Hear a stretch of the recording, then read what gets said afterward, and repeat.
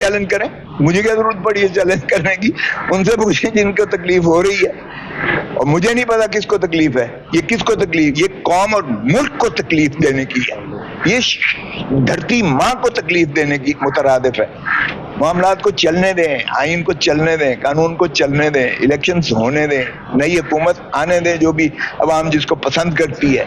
इस किस्म के जो है रोज एक बयान देना, रोज एक बंदे को लाके खान के खिलाफ बुलवाना, ये एक वतीरा बन चुका है। जब तक ये ना हो मीडिया की जीनत नहीं बनता है, जब तक ऐसा बयान, तब तक तशफ़ी और तसल्ली नहीं होती। सर एक लफ्ज़ में बताइएगा कि क्या यह कहा जा सकता है कि अदालतें कहती रही माज़म खान कहाँ है, आईजी पुलिस कहते रहे कि हमारे पास नहीं है, इदारे कहते रहे हमारे पास नहीं है, और अब उनका बयान सामने आ गया, तो ये कहा जा सकता है अदालतें बेबसी की तस्वीर बनी हुई है?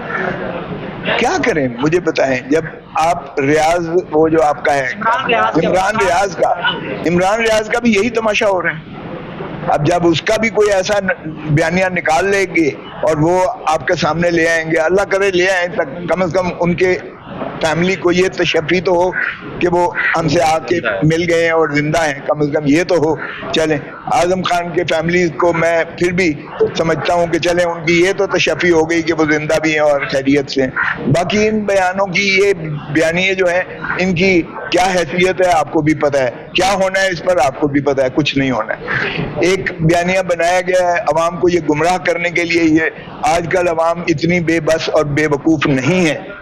आजकल हर एक के हाथ में एक फोन है जिस पर हर चीज की उसके आगही है।